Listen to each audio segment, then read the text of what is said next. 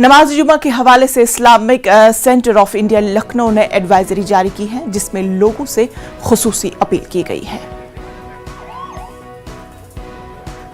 वहीं वंचित बहुजन अघाड़ी के सरबराह प्रकाश अंबेडकर ने जुमे की नमाज के बाद मुनक्किद होने वाले एहतजाजी मार्च को मुलतवी करने का ऐलान कर दिया गया है। महाराष्ट्र के वजीर दाखिला दिलीप वालसे पाटिल से मुलाकात के बाद प्रकाश अंबेडकर ने एहतजाजी मार्च को वापस लेने का ऐलान किया है। वाज़ेह हो कि प्रकाश अंबेडकर ने अहानत रसूल सल्लल्लाहु अलैहि वसल्लम के मामले में नुपुर शर्मा और नवीन जिंदल की गिरफ्तारी और अहानत रसूल सल्लल्लाहु अलैहि वसल्लम के खिलाफ कानून साजी के मुतालबे को लेकर एहतजाजी रैली का ऐलान किया था। दोनों मुद्दों पर महाराष्ट्र की ओर से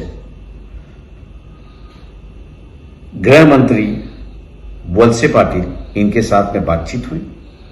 इन दोनों बातों को उन्हें मान लिया। सीपी बंबई के जो है उपस्थित है, उन्होंने आश्वासित किया कि हम लोग जल्द से जल्द उनको अरेस्ट करेंगे और बंबई पुलिस की टीम दिल्ली जाके पहुंच गई है।